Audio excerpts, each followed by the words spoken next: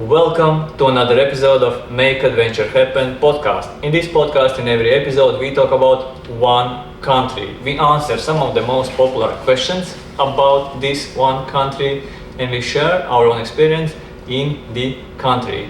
We, that's me, Kaspars and Una. Today, we'll be talking about a country that not that many people visit. It's a country in Central Asia and it's Uzbekistan.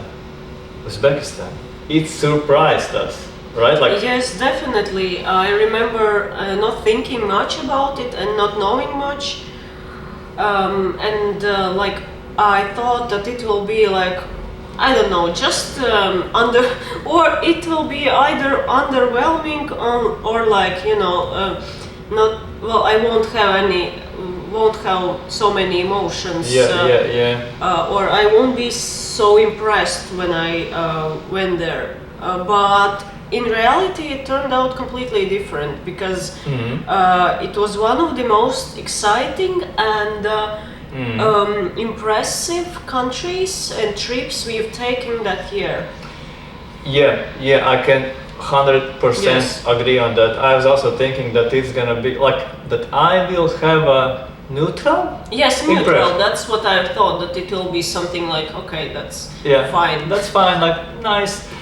But turned out that it's way more, and that's why we were super happy that we went there. I went there also later. Yeah. And today, now let's go to Google. Like always, I have typed in Uzbekistan. I will look up the most popular questions for tourists, most popular for tourists and travelers, and we'll answer them, sharing our own experience. And the first question that I see, is Uzbekistan tourist-friendly country? For me, it seems like a tourist-friendly country but I speak Russian, so communicating was easy for me in Uzbekistan. But I think it's fine even if you don't speak Russian, because everything is quite easy to understand, I would say. Like transportation is easy to understand. There are flights, there are trains you can book online. Cities are not too chaotic and huge, and there are not so many people. It's not like, I don't know, Bangladesh or places where there are loads of people and noise and traffic, and it's quite modern, and there are a lot of impressive buildings, and people are nice and trying to help constantly. So I guess it's a tourist-friendly country, and if you know Russian or at least some Russian, then it will help you a lot. Yeah, I would also say it's tourist-friendly. There are hotels, cheap, affordable, good. People are accommodating to tourists. Transportation, like Una said, trains, flights, always possible. Trains and flights are the best options. Trains being my number one preference. What else? Good places to go, nice places to see. And you feel like the country is the country has done some work to attract people. It feels tourism ready. Even though it's not as busy right now, but it's tourism ready. They are renovating all these beautiful historical sites. Uzbekistan is on the ancient Silk Road, and that's why it is so impressive. In fact, you don't know, Uzbekistan is very, very, very impressive in some places. The main sites, or actually almost the whole city of Khiva, impressive. You feel like on a movie set, but there are so few people right now. It's like going to some popular place in Rome where everything is nice and beautiful, but having 2% of tourists. This is what you can get in Uzbekistan. In 2023 it was possible. In 2024 I believe it's still gonna be possible. Let's move. Yes. Let's move on. Is Uzbekistan a cheap country? for a tourist. Yes, I remember that I was thinking that it's like a medium, well, something in between when it comes to prices. But I was so surprised when we were staying at hotel Uzbekistan. Yeah. Uzbekistan in Yeah. Tashkent, and we went for a drink at the hotel bar, and I was checking like the menu and looking what they have, and there was like prices written, but I didn't check before the exchange rate, and I asked Kaspars how much is this, and I was expecting him to say like, oh, it's 6 euros or 5 euros. But he said, it's 2 euros or 1.5. I was like, For a beer in a nice hotel Yeah. in the city center. I was like, huh? Then I realized it could be, the prices will be very affordable. Yeah. And Yeah. it was, I guess, the hotels, the guest houses were around like 20 euros or even less. Starting from Yeah. 10. Yeah, and But- meals were like starting from 2, I would Yeah, say. yeah. It was a very nice and very budget-friendly experience. Yeah, and also the train, which is, like I said, my number one preference when it comes to transport. There is a fast train from Tashkent, the capital, to Samarkand, Bukhara, the two most popular cities. And the fast train, it's also very affordable, 6, 7, 10 euro dollars, so under 10 euro dollars for a super fast, comfortable, world-class ride. What else is interesting for tourists? Attractions, mostly for very low fee or even for free, like beautiful sites. I don't remember paying much in either of these sites. Yeah, I guess 1, 2 euros, 5 maybe euros. Samarkand was 10 or something like that. The big buildings in the center, Samarkand is so Yeah, yeah, famous yeah. for. Registan. There was some fee, but I'm not sure if it was very high. I remember it. I think it was 5 euro only, and that was the Well, most. it wasn't 20, definitely. It wasn't, and it was the most we paid for a single Yeah. site. And then, for example, Bukhara, which is a beautiful historical, and the historical and beautiful part is bigger than in Samarkand, and it was for free. I would like to And go Khiva. there again. Really, Yeah. I enjoyed that place. Maybe I can go there on my way home in May or April, because I really enjoyed Uzbekistan. It was so easy for me and so lovely. Yeah, and I just remember that Khiva was the most expensive place, because in Khiva you pay maybe something like 10, 12 euros, dollars, like. But you get access to the whole old town, to all these, most of museums and beautiful places you can go in. So it's very affordable as well, because you pay one fee and you get access to all places. Other than that, yeah, cheap. Like for a Western tourist, cheap. And also I heard the same fact from people from Kazakhstan, a neighboring country, similar as developed, and also they were saying that they haven't seen, for example, taxi this cheap. Yeah, taxis are also very cheap. Yeah, especially I was surprised. Yes. especially if you use an app like what they use Yandex. Yandex. Yeah, 1 euro, $1 for 5 kilometers. That's wow. This cheap. Yeah, Okay. yeah. Like in Tbilisi, Georgia, for a couple of years ago. Yeah, I guess not now, not anymore. Is Uzbekistan under Russia? I believe No. they think like is Uzbekistan part of Russia? No, it's not.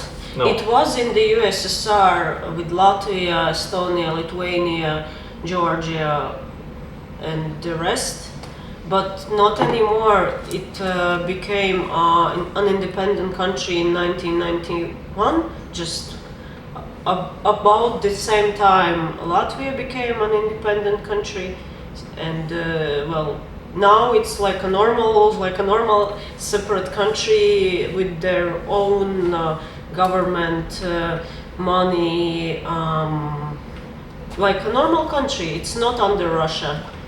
But speaking of this aspect of the country, they have been under Russian government for a longer time than, let's say, Latvia. Ah, yeah? Yeah. I didn't know that. I thought that they were like, they became separate in 1991, no? Yes, they became separate, but they were under Russia starting from something like 1920 or the First World War, and they were a part of Russian Empire before, so that's why the Russian influence there is pretty strong. Russian language is super widely used, and that's why, like you said, if you know at least some Russian, it's very helpful. Yeah, but now for the last 30 years the country has been an independent country. Okay. Not Russia. Okay, wait a moment. Yeah. Not Russia. Uzbekistan, yes. The next question. What is the question? Okay. Why is Uzbekistan famous? Let's go with maybe 2 points, two things each. Plov and beautiful buildings on the Silk Road. Silk Road. Plov is a rice dish. Popular. Pulao, I think in English it's something like pulao or pilaf. Maybe. But in Uzbekistan it's called plov. Well, in Russian language it's called plov. Yeah. What I knew Uzbekistan for, and what I was always thinking Uzbekistan is famous for, and I'm actually thinking the same now. I will tell the same thing that I would have told you also before going to the country. Uzbekistan is first and foremost known for its role on the ancient Silk Road. Yeah. For many hundreds of years there was like a network of roads going from Asia to Europe and the other way around, and many of these roads, they were going through Uzbekistan, and that's why there are old impressive historical buildings, because it was a very rich region. The people passing through, all the merchants passing through made this region very rich. All this trade, it made it very rich, and that's what the country is famous for. Other than that, I think one more thing is interesting, that some people know, quite a few, but not maybe too many, know Uzbekistan for the disappearing Aral Sea. Ah, yes, of course. There is a sea which decades ago was a large, big water body in Central Asia, but it's disappearing. Like most people say that it's due to the people's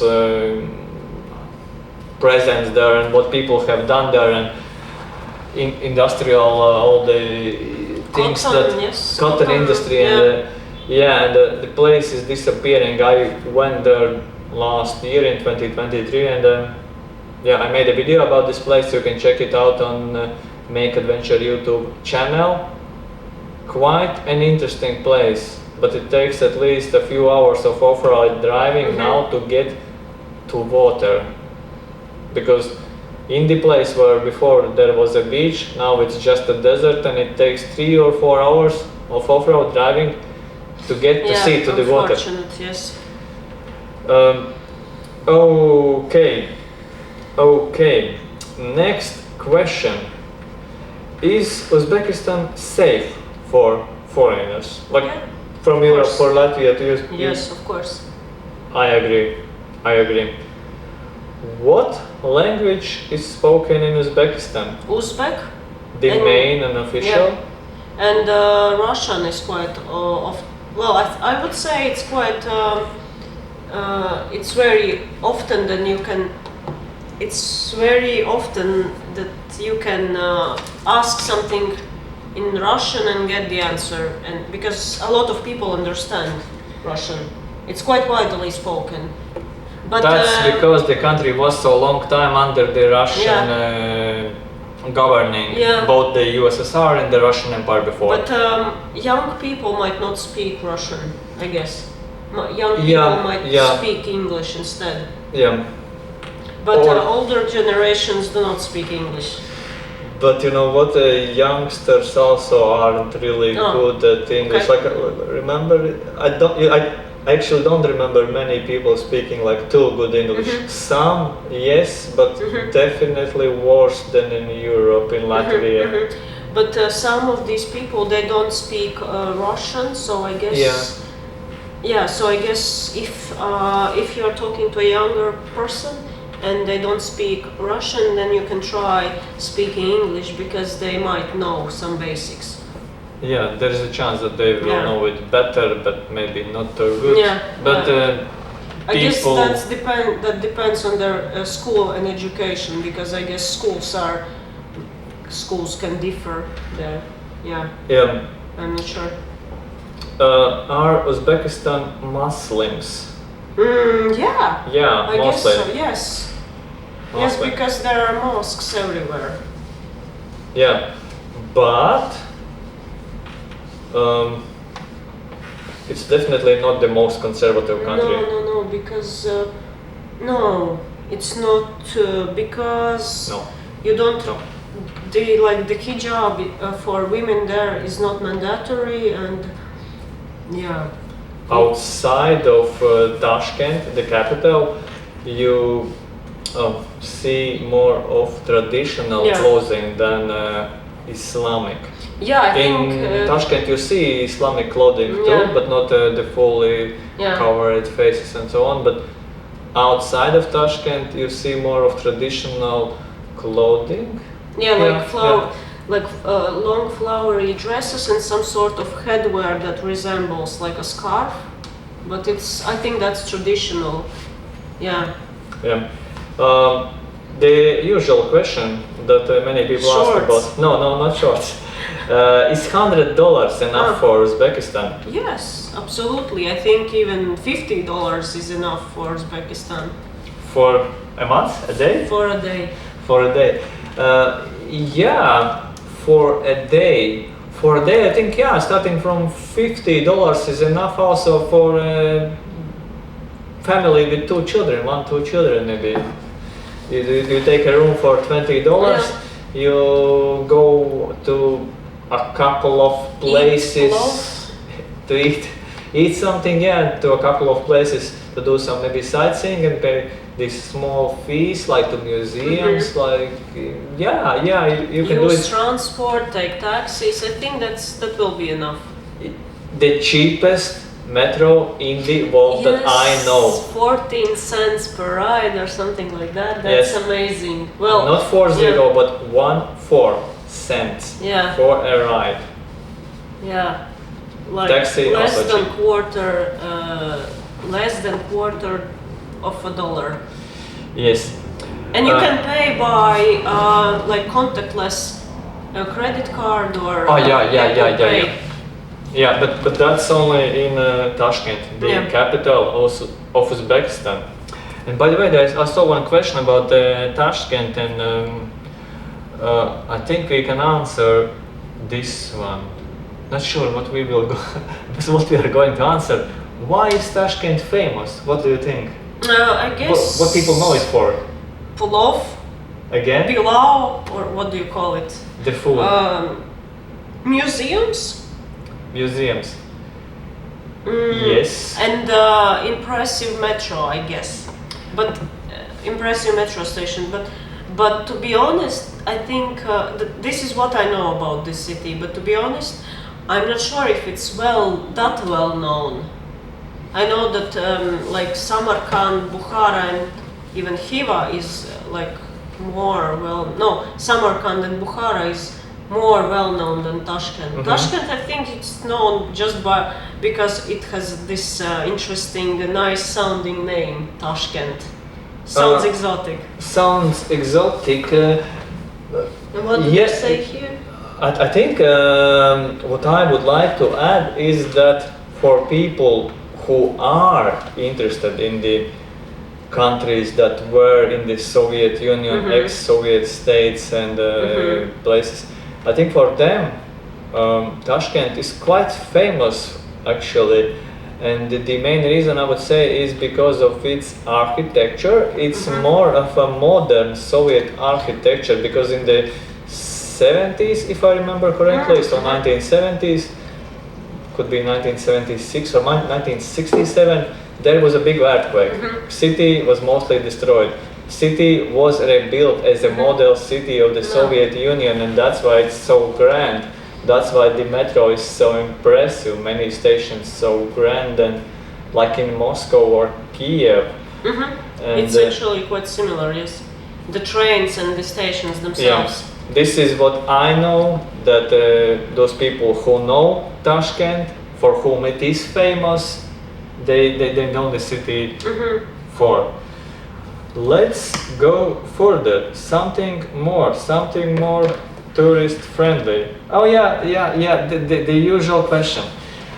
And I'll show you. I'm not making this up. I know what question that is. I don't know if you see that. Can you wear shorts? Yeah. Is it okay to wear? Wait, no. Is it okay to wear shorts? No, I guess not. Well, we weren't. I think I was. I have been a few times in many. I wasn't. I had a long skirt with flowers, flower print. Like it was back. Yeah, I had. No, I didn't wear shorts at all. I had long skirts and I had pants, trousers, also with flowers on them, and some dress with flowers again. So we're separating this question. I wasn't wearing shorts. So women, no shorts. Yeah, I think women wear shorts only in Tashkent, and it's not too common. So like long skirt and pants are the best. Yeah, the best. The best choice, or a long dress, longer than this one, because it doesn't really cover the knees. Yes. But for men, from the men's perspective, I would say it's gonna be okay on the streets, but you will feel more comfortable, like in many Muslim countries, if you wear pants. It's for men, right? Yeah. You will feel more comfortable, more like a part of this society if you wear pants, because Uzbek men, I think less than 1% wear shorts, like at any time, anywhere. They wear jeans and some sort of trousers, Especially actually in Tashkent, they all look so official, like office workers, you see this especially vividly if you are traveling, like I was the last time. We were in South Korea. You went to Latvia and I went to Uzbekistan. And when you go from South Korea, which is kind of stylish, modern, new, and next century fashion, you like 22nd century fashion, and then you go to Uzbekistan and you feel like you could travel to maybe Latvia of 1980s, 1970s. I didn't see 1970s in Latvia, but okay, 1990s even. 1990.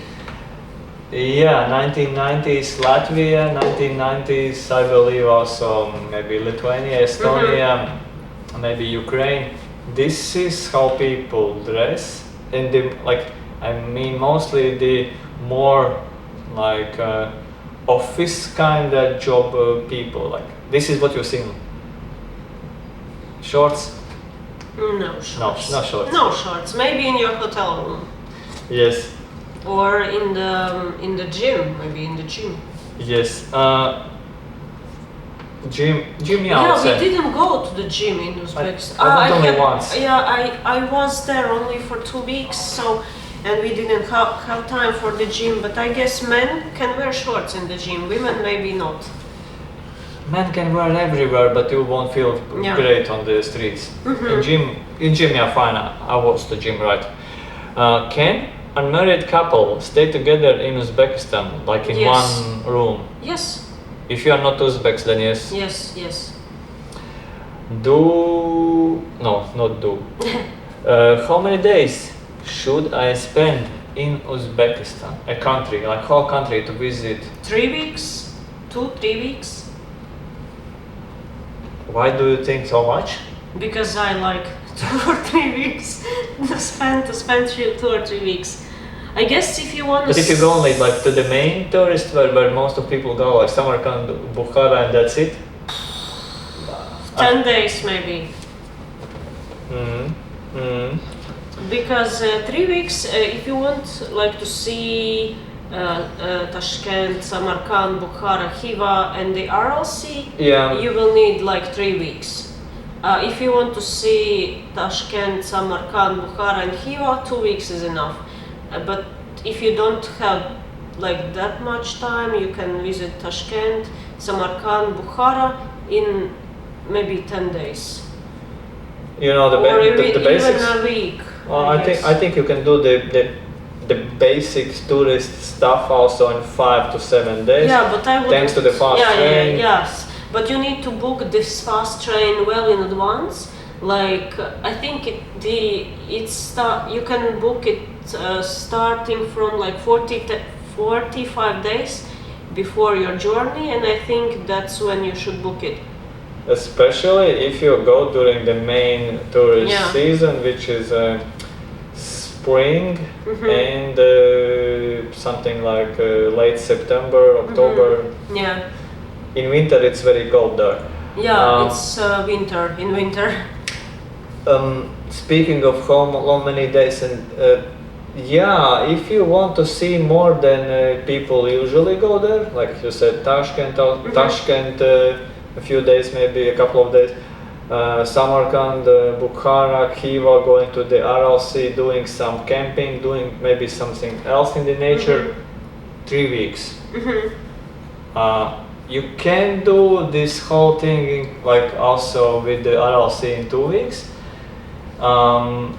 It's doable and not too crazy. I would say it's doable, yeah.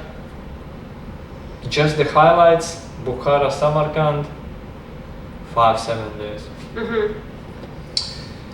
We went there for 2 weeks, something like that. And when you visited all these sites, we visited like Bukhara, Khiva, Samarkand, Tashkent, and plus the Aral Sea. It was 3 weeks, right? Plus the Aral Sea was 2 weeks for me. Oh, okay, so 2 It weeks. was- Okay. It is So- doable. Like I said, yeah, I think like I wouldn't say that you need definitely like 3 weeks. Like I think it's Okay. for 2 weeks. most of tourists 2 weeks is enough. But if you have 3, then you can do something more. You can do something that most of people will skip because they don't have time, and that would be things like camping in the nature, going maybe on hikes, spending time in the desert. There are these kind of things, and these are, I would say, very unique experiences that you don't really can experience anywhere else. Uzbekistan is a good country because it's so vast, safe, affordable, so little tourists visit. It's a unique experience to have. Okay. Is Uzbekistan a party place?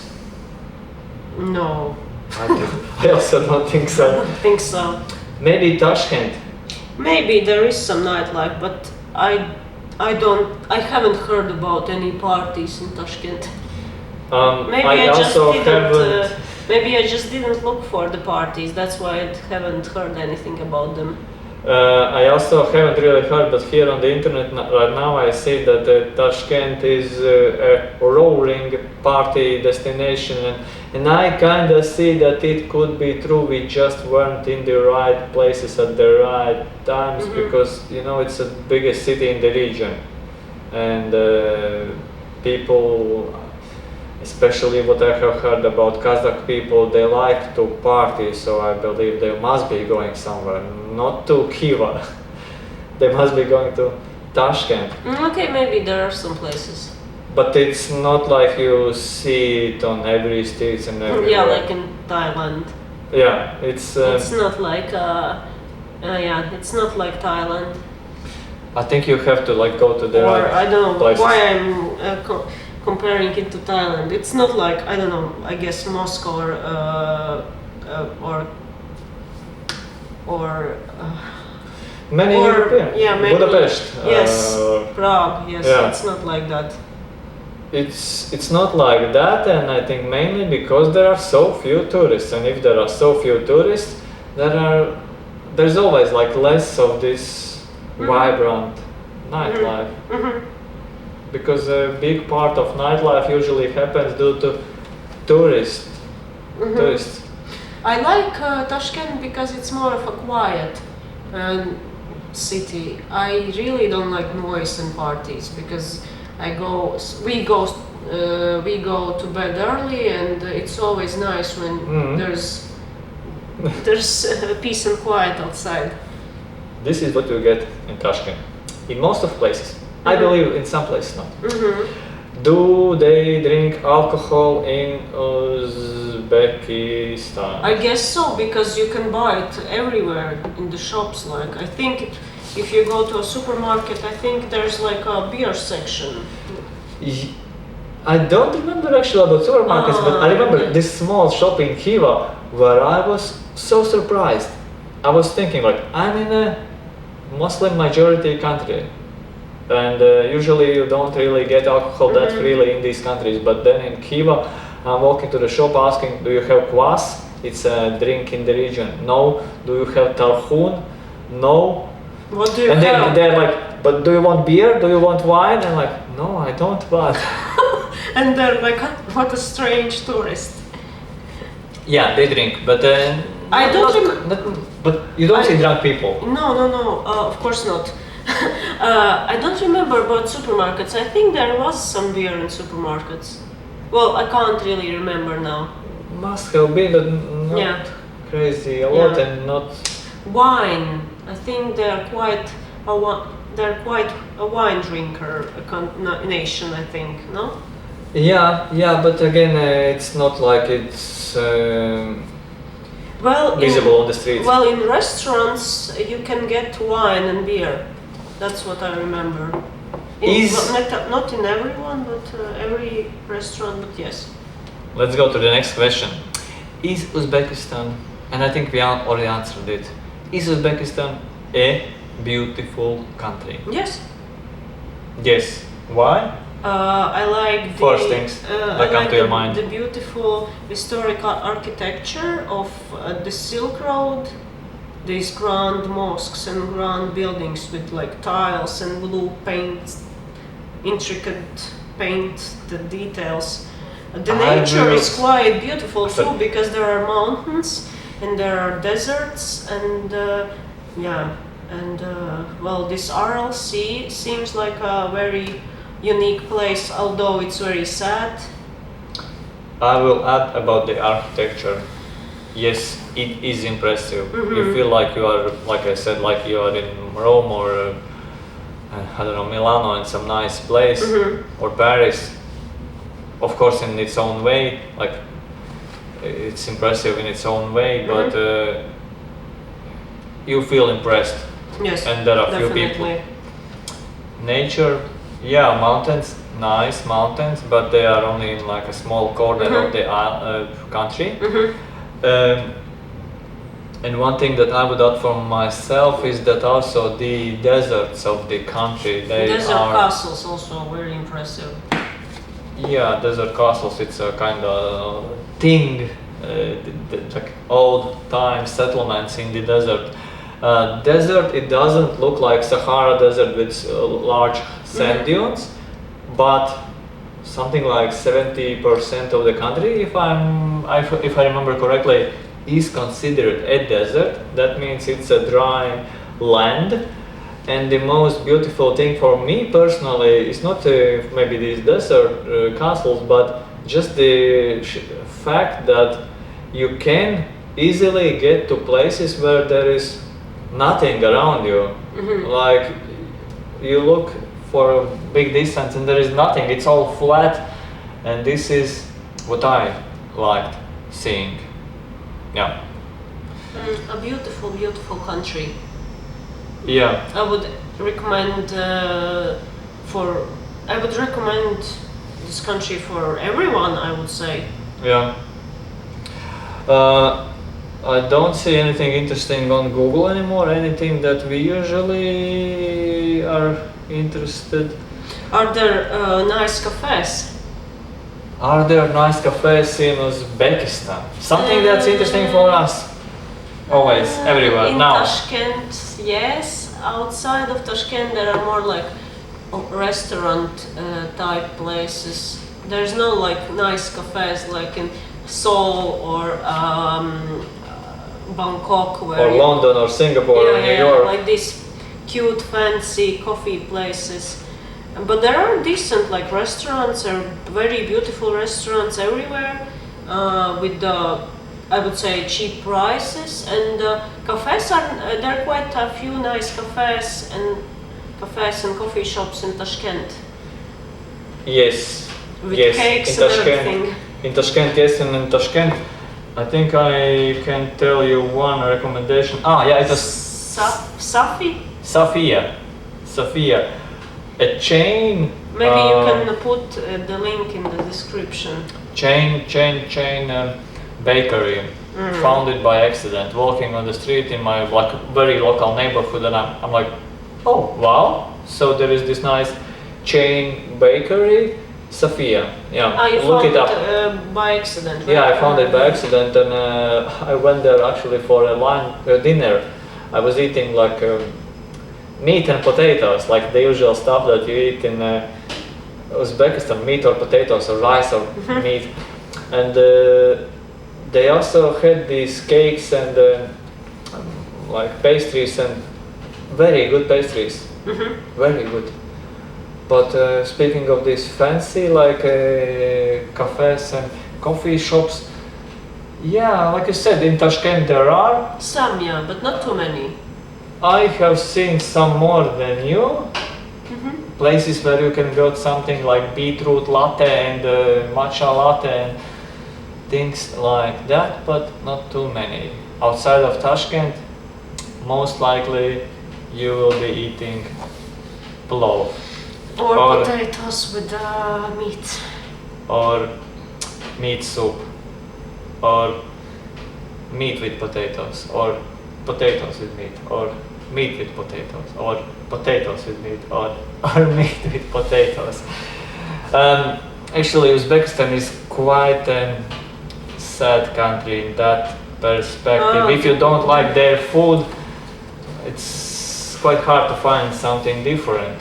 We were traveling with friends at some point, and they one of them is a vegetarian, and she wasn't, well, there was not so many options for her, like salad maybe, or, well, they have some like vegetable dishes, some with aubergine, but not too many, not in every restaurant. So I think she had some sort of a diet because she just couldn't eat.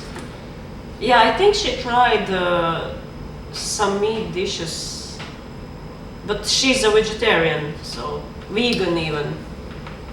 Vegan or vegetarian? Vegan. Vegan. Okay, so it was like In it? not a really nice food experience for her, but she liked the country, but it's like more of a meat eater's paradise. Yeah. And we were even struggling, even though we are not like vegetarians or vegans, but they really like big chunks of meat and a lot of meat, and we don't really eat that much meat. Yeah, we were struggling because we don't eat that much meat, Yeah, and they eat a lot of They meat. just bring us plates of meat, and we're like, oh.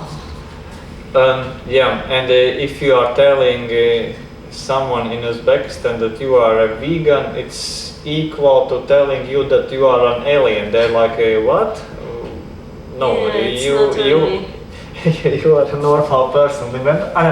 It wasn't with you. I think, or it was when we were together. Yeah, we were asking a man not to put milk in the porridge. Yeah, He was because- asking like, what do you want with your porridge? We said, can you make the oatmeal porridge with water? Yeah, because we had that friend with us who is vegan, but And we also enjoy yeah. porridge with yeah, milk, just yeah, milk. yeah, Water. no milk.